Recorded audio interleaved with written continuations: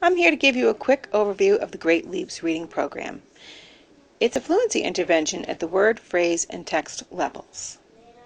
After this introduction, you'll be able to understand how to implement this easy, quick program.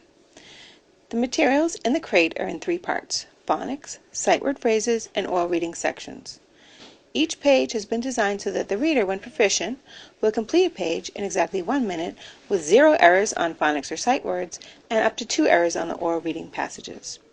Each section has been arranged in order so that when one page has been mastered, the next goal is on the very next page. A student gains reading knowledge and fluency by moving through the program page by page. Every student should do 3 timings per day, 1 from each section. After each timing, you will graph the results. To get started, create a folder for each Great Leap student, a phonics, sight word, and oral passage packet. You'll also need 3 graphs and 1 teacher notes page, and you're ready to get started with the Great Leaps intervention. You'll also need a clipboard, a pen, and a timer. On the first day of the Great Leaps intervention, you'll take an extra couple minutes doing the initial assessment. For the phonics assessment, use Probe 15 CVCs, mark down the correct words and the number of errors. For the stories, you'll start 2 years below the student's grade level and go 1 year above. So a 3rd grade student, you'd start with 1st grade stories and end with 4th grade. Mark down the correct number of words and the number of errors. You'll also be able to circle any areas of concern you can see here. Then you're ready to get started. Just as a side note, you'll give this assessment again at the end of the year or at the end of the intervention period when the child no longer needs Great Leaps. This is a nice way to document growth. Each session will start with a phonics probe. You can see here by looking at this list, the first probe is CBC, go all the way through to Magic E, and then ending with prefixes and suffixes.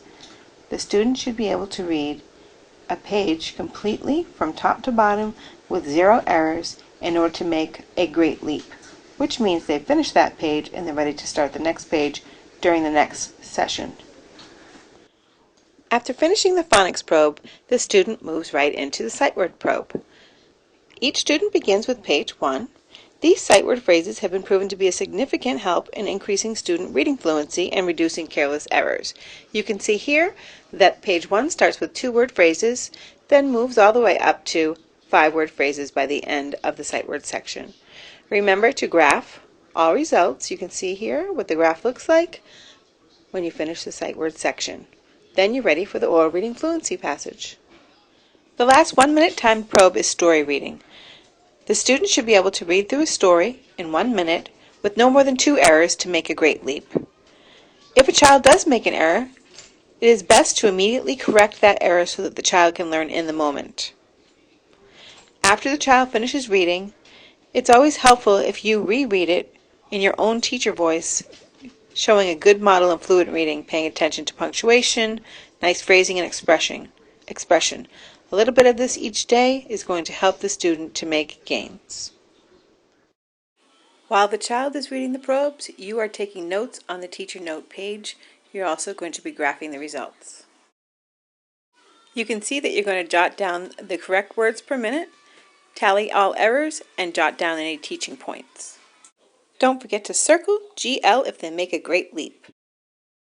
Next, you'll graph results by making a dot for correct words per minute and an X for the number of errors.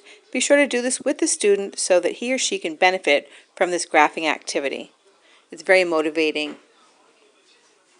Ideally, you'd like the dots to go up and the X's to go down. So there you have a quick overview of the Great Leaps Fluency Intervention. Now you'll have a chance to practice with a teacher peer so that you can feel comfortable using the intervention.